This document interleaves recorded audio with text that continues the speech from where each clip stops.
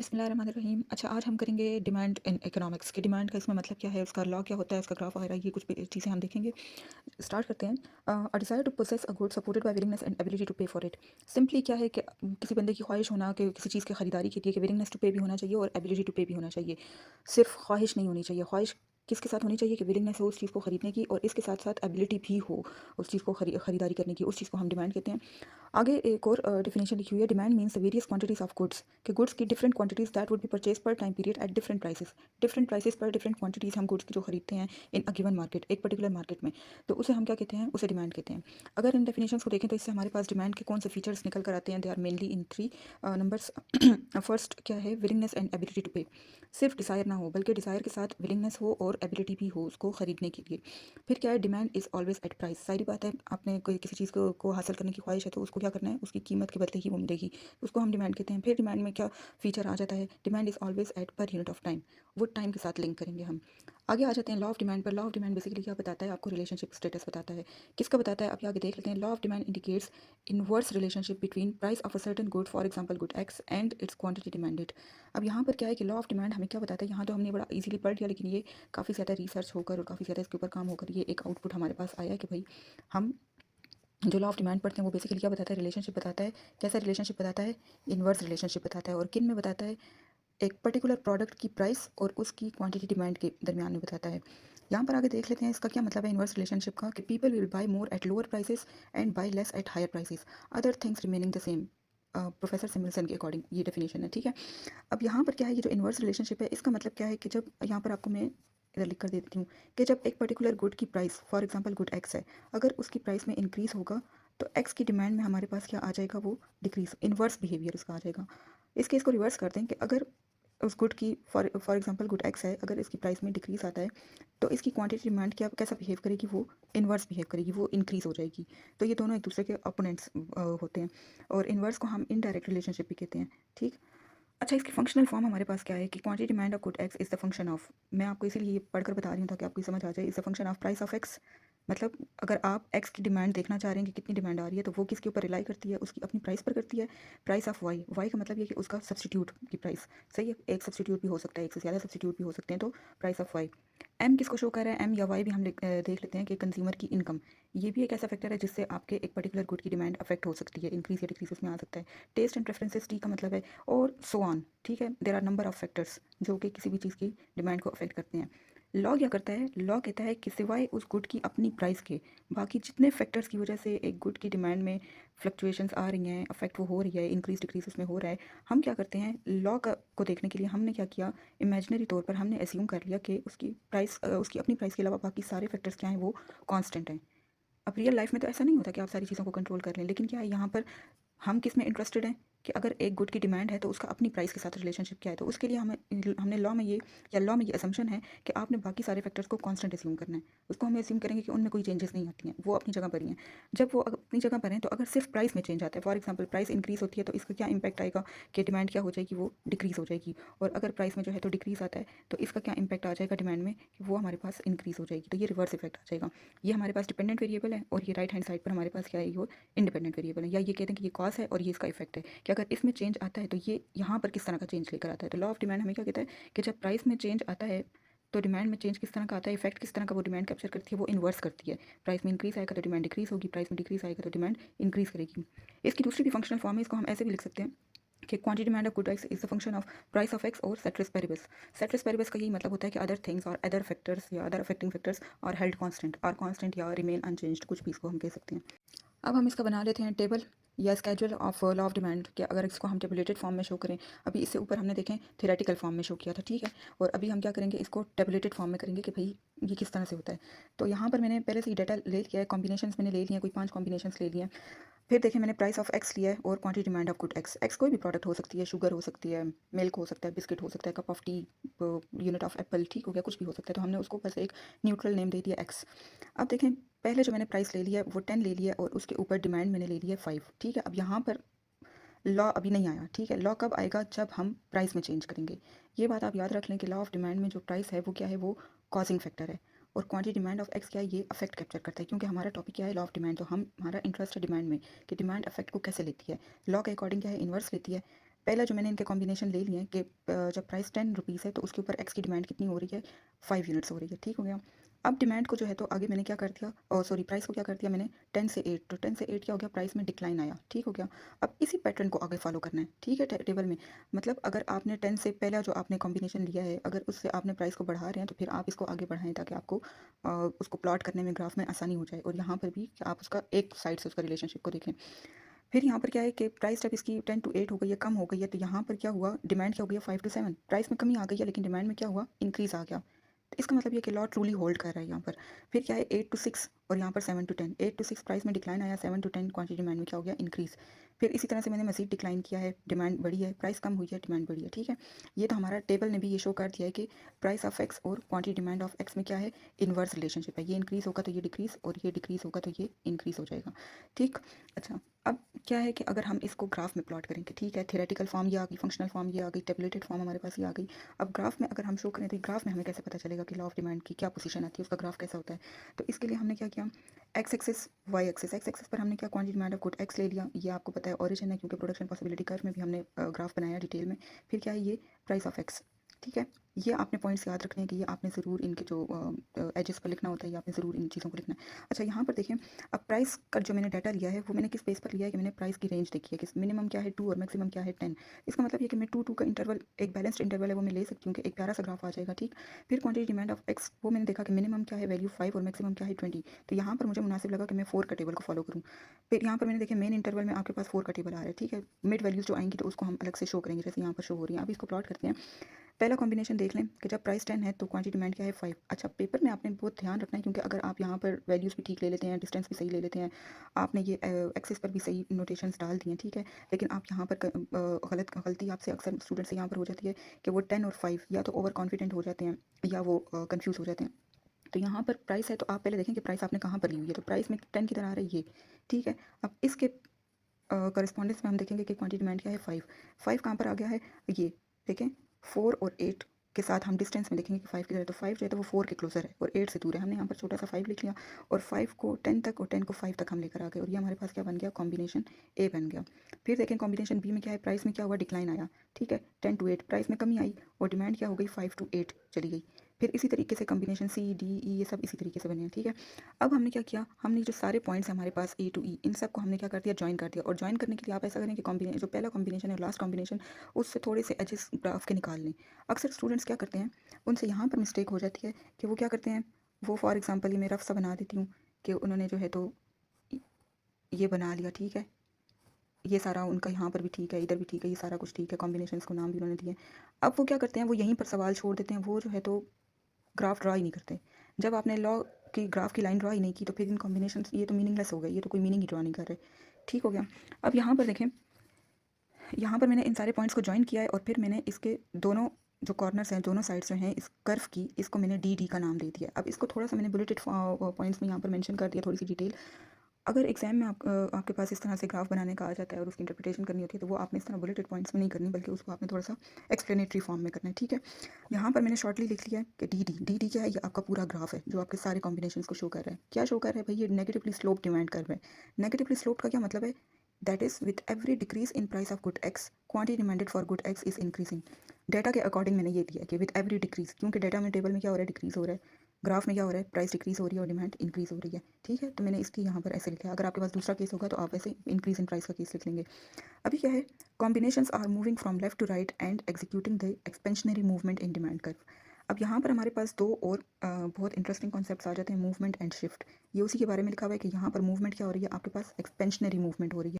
अब देखें यहाँ पर क्या है हमारे पास, मूवमेंट इन डिमांड कर्व। अब ये जो दोनों ग्राफ मैंने बनाए हैं, आप देखें तो इसमें आपको अभी इस टाइम पर कुछ भी चेंज नहीं नज़र आ रहा होगा, ठीक है। ये दोनों एक ही तरह के ग्राफ हैं। एक्सिस पर क्वांटिटी और प्राइस ली हुई है, फिर डिमांड कर्व को नाम दिया हुआ है डी का और ओरिजिन लिखा हुआ है।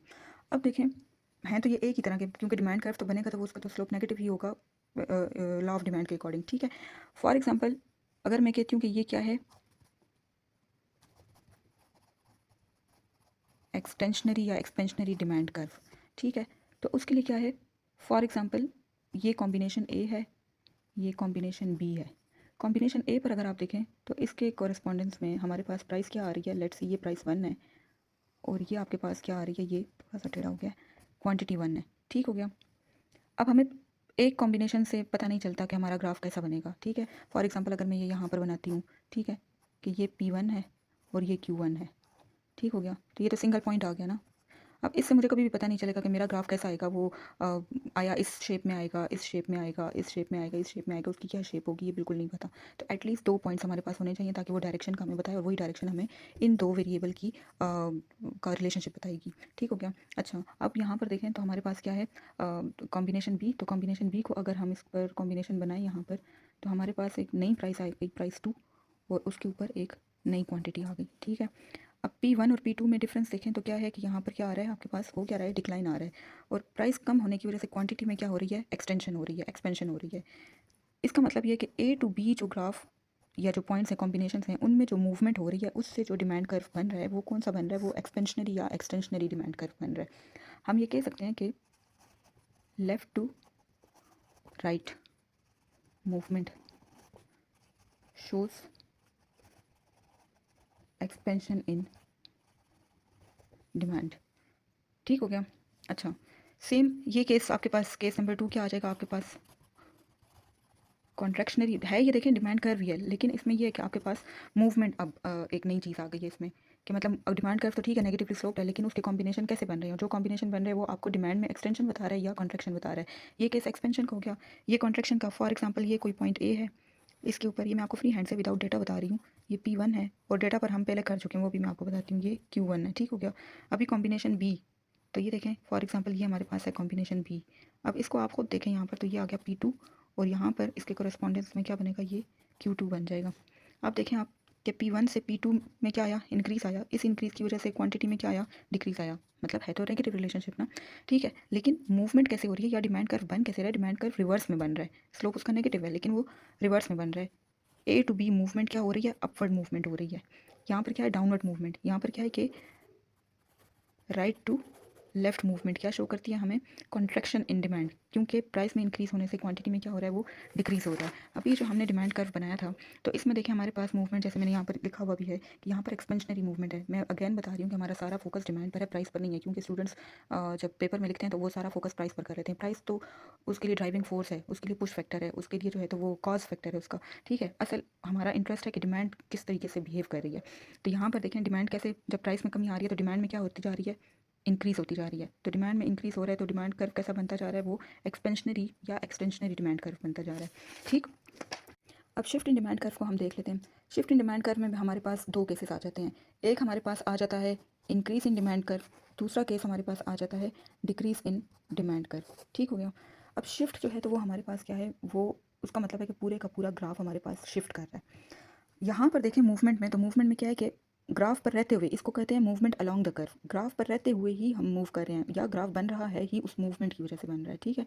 जितने कॉम्बिनेशन होंगे तो उस हिसाब से वो बनता जाएगा। अब ये डिपेंड करता है कि वो मूवमेंट एक्सपेंशनरी है या कॉन्ट्रैक्शनरी है, लेकिन staying on the same graph, कहीं पर हम आगे पीछे नहीं गए। जबकि शिफ्ट में क्या है कि आप देखें कि पूरे का पूरा ग्राफ आपको यहाँ पर शिफ्ट होता हुआ नजर आ रहा है। इसको मैं आपको बाद में डेटा पर भी बताती हूँ, लेकिन यहाँ पर ये समझ लें कि फॉर एग्जाम्पल आपके पास क्या है, ये एक पॉइंट ए है, इसके ऊपर आपके ये P1 है और ये Q1 है, ठीक हो गया। अभी ये जो ग्राफ है, यहाँ पर क्या है, ये आपके पास नया कॉम्बिनेशन बना है। किसका बना है, डिमांड का बना है, प्राइस का नहीं बना। यहाँ पर प्राइस क्या है, कांस्टेंट है। यहाँ पर हमारे पास क्या है, क्वांटिटी, नई क्वांटिटी आ गई है। वो क्वांटिटी पहली क्वांटिटी के मुकाबले में क्या है, ज़्यादा है, लेकिन प्राइस में चेंज हुए बगैर प्राइस अपनी जगह पर है। तो जब प्राइस में, उस गुड की अपनी प्राइस में, ये जो प्राइस ऑफ एक्स है, इसमें कोई चेंज नहीं आ रहा, तो फिर ये डिमांड किस तरीके से ये ग्राफ आ गया। इसका मतलब ये है कि प्राइस में चेंज नहीं आ रहा, बल्कि प्राइस के अलावा जो सेट्रस वेरिएबल्स जो हमने एज्यूम किया था कि जो प्राइस ऑफ एक्स के अलावा या प्राइस ऑफ वाई में चेंज हो रहा होगा, या टेस्ट में चेंज हो रहा होगा, या गवर्नमेंट रेगुलेशंस में चेंज हो रहा होगा, या किसी भी फैक्टर में चेंज हो रहा होगा, इनकम स्टेटस में चेंज हो रहा होगा, जिसकी वजह से क्वांटिटी डिमांड में अफेक्ट आ रहा है। लेकिन वो कोई भी दुनिया में फैक्टर है, वो उस प्रोडक्ट की अपनी प्राइस नहीं है, उसकी प्राइस अपनी जगह पर ही होल्ड कर रही है। उसके बावजूद जो है तो क्वांटिटी डिमांड में चेंज आ रहा है, तो वो जो चेंज आ रहा है उसको, उसकी वजह से डिमांड कर जब हम प्लॉट करते हैं तो वो पूरे का पूरा शिफ्ट कर जाता है, सही है। फॉर एग्जांपल ये आपके पास क्या है, ये पॉइंट बी है। तो अब पॉइंट बी पर जो प्राइस है P2, ये अपनी जगह पर है, लेकिन इसका अपनी जगह पर मतलब प्राइस में कोई चेंज नहीं है, और आपके पास क्वांटिटी क्या हो रही है, वो चेंज हो रही है। तो ये change in quantity without changing in the price of X is due to the change in any of the ceteris variables. वो एक भी हो सकता है, वो एक से ज़्यादा भी हो सकते हैं, ठीक हो गया। अच्छा, तो इसमें आप देखें तो आपके पास क्या हो रहा है, डिमांड क्या हो रही है, इंक्रीज़ हो रही है। तो आपका ग्राफ ये बी प्राइम, आपका ग्राफ क्या है वो अपवर्ड शिफ्ट हो रहा है या राइटवर्ड शिफ्ट हो रहा है, ठीक। तो ये ओरिजिनल कर्व से जब ग्राफ आपको अपवर्ड शिफ्ट नज़र आता है तो वो क्या होता है, वो प्राइस के अलावा फैक्टर्स होते हैं जो कि पूरे के पूरे ग्राफ को शिफ्ट कर देते हैं फ्रॉम टॉप टू बॉटम, और ये बिल्कुल पैरेलल में आता है। ये ऐसा ग्राफ नहीं आएगा। मैं थोड़ा सा यहाँ पर आपको बनाकर बताऊँ हल्का सा, कि फॉर एग्जाम्पल ये आपका ओरिजिनल ग्राफ है, तो ये कुछ भी इस तरह का, या आप कहें कि ये ओरिजिनल ग्राफ है तो ये इस तरह का नहीं आएगा, बल्कि ये हमेशा आपके पास क्या होगा, ये पैरेलल रहेगा, ठीक। अच्छा, सेकंड केस क्या है, डिक्रीज इन डिमांड कर्व। अब डिक्रीज का केस भी देख लें। फॉर एग्जांपल ये आपके पास ओरिजिनल है, ठीक है, ओरिजिनल पर आपके पास ये प्राइस है, ये क्वांटिटी है, ठीक। तो अब और ये आपके पास नई डिमांड आ गई है, ए प्राइम आ गया। अब ए प्राइम में आप देखें आपके पास क्वांटिटी क्या हो रही है, वो कम हो रही है, लेकिन प्राइस में चेंज नहीं आया, प्राइस अपनी जगह पर ही है। Movement is because of the change in price of x keeping other factors constant, and shift is because of the change in any of the surface variables. It can be one, it can be more than one, but it's not the price of x, ठीक। अच्छा, इसको अगर मैं इकट्ठा करके बताऊँ आपको, ये शिफ्ट वाला केस, तो ये देखें आप, quantity demand of X, price of x. ये देखें, मैंने एक ओरिजिनल डिमांड कर्व बनाया है, ठीक है। ये डी डी नॉट कर देती हूँ, ये डी डी वन कर देती हूँ, ठीक है। और ये जो है ये डी डी थ्री कर देती हूँ। अब इसमें यहाँ पर देखें, वो यहाँ पर मैं एक कॉम्बिनेशन लेती हूँ, ठीक है। ये क्या है, पी नॉट, ये आपके पास क्या आ गया, क्यू नॉट आ गया। अब आपके पास प्राइस जो है तो वो क्या है, वो कांस्टेंट है, शिफ्ट में आपके पास चेंज नहीं होता। अब यहाँ पर बिल्कुल इसके पैरेलल में पॉइंट आ गया आपके पास, कि इसी प्राइस के ऊपर अब आपके पास नई क्वांटिटी आ गई है, आपने इसको ए प्राइम का नाम दे दिया, और यहाँ पर जो है तो आपके पास क्वांटिटी क्या आ गई, क्यू वन आ गई, ठीक हो गया। अब इसी पॉइंट पर हम देखते हैं कि आपके पास क्या आ गया, डिक्लाइन आ गया, तो लेकिन प्राइस की वजह से नहीं, उसकी अपनी प्राइस अपनी जगह पर है। तो ये आपके पास क्या आ गया, क्यू टू। हम हमेशा ओरिजिनल के साथ कंपेयर करेंगे, ठीक है। मैं अभी आपको डेटा में भी बताती हूँ। अब ये देखें, यहाँ पर अगर इस एक ग्राफ को ही आप देख लेना, तो ये ग्राफ आपको सब कुछ बता रही है आपको। अगर मैं आपको कहूँ एक और पॉइंट में लगा लूँ, बी है, ये जो है तो बी प्राइम हो जाएगा, ये पॉइंट जो है तो वो बी डबल प्राइम हो जाएगा, ठीक हो गया। अब यहाँ पर अगर आप देखें तो ये ग्राफ हमारे पास क्या है, ये ग्राफ हमें सब कुछ बता रहा है। एक तो क्वांटिटी डिमांड ऑफ एक्स और प्राइस ऑफ एक्स हमने लिया हुआ है, ठीक है। फिर क्या है आपके पास, डिमांड कर्व, मैंने ए और बी इस तरीके से लिया, तो इसका क्या मतलब है कि मूवमेंट कैसे हो रही है ग्राफ में, जितने भी ग्राफ हैं इनमें मूवमेंट एक्सपेंशनरी हो रही है। इसके अलावा अगर मैं ये रिवर्स में ले लेती तो वो कॉन्ट्रेक्शनरी मूवमेंट होती, ठीक है, वो भी ले सकते हैं। लेकिन डी डी नॉट क्या बता रहा है आपको, original demand curve. D D one आपको क्या बता रहा है, इंक्रीज इन डिमांड कर्व या upward shift in demand curve या rightward shift in demand curve. जबकि डी डी थ्री आपको क्या बता रहा है, डिक्रीज इन डिमांड कर्व या लेफ्टवर्ड शिफ्ट इन डिमांड या inward shift in demand curve. लेकिन वो प्राइस में चेंज की वजह से नहीं है, वो प्राइस के अलावा कोई भी और फैक्टर हो सकता है। इसके अलावा आप यहाँ पर ये देखें कि ये जो जितने भी ग्राफ हैं, D D naught, D D one, D D two, sorry ये डी डी थ्री नहीं है, इसको डी डी टू कहें। अच्छा, ये तीनों ग्राफ क्या है, नेगेटिवली स्लोप हैं। तीनों क्या बता रहे हैं कि क्वांटिटी डिमांड का बिहेवियर प्राइस के साथ क्या आता है, वो रिवर्स में आता है। अब यहाँ पर इस एग्जांपल में देखें, ये शिफ्ट की एग्जांपल है। प्राइस आपके पास क्या है, 1264, प्राइस में कमी आ रही है। ये हमारे पास क्या है, ये ओरिजिनल डिमांड कर्व। ये ओरिजिनल डिमांड कर्व क्या है कि जब प्राइस 12 है तो डिमांड 100 है, प्राइस कम हो रही है तो डिमांड में क्या आ रहा है, इंक्रीज़ आ रहा है। प्राइस कम हो रही है तो डिमांड में क्या आ रहा है, इंक्रीज़ आ रहा है। अगर इसको एक सेकंड के लिए मैं जो हूँ तो हाइड कर दूँ, तो दूसरा हमने क्या लिया है कि राइज इन क्वांटिटी डिमांड। हम राइस को बाद में देखते हैं, पहले इसका प्राइस के साथ देखेंगे। जब प्राइस 12 है तो डिमांड क्या है, 300, प्राइस 6 है, कमी हुई है तो डिमांड में क्या हुआ, इंक्रीज़ हुआ। फिर प्राइस में मजीद कमी हुई, डिमांड में मजीद इंक्रीज़ आया। Same is the case with fall in quantity demand of x. 12 पर 50 है, जब 6 हुई तो 200, जब 4 हुई तो 300। मतलब इन्वर्स रिलेशनशिप के प्राइस तीनों के केस में देखें कि जब प्राइस कम हो रही है तो डिमांड क्या हो रही है, इंक्रीज़ हो रही है। तो फिर राइस और फॉल का क्या मतलब है, राइस और फॉल का मतलब ये है कि आपने लॉ को वायलेट नहीं करना, आपने ओरिजिनल के साथ कंपेयर करना है, ठीक है।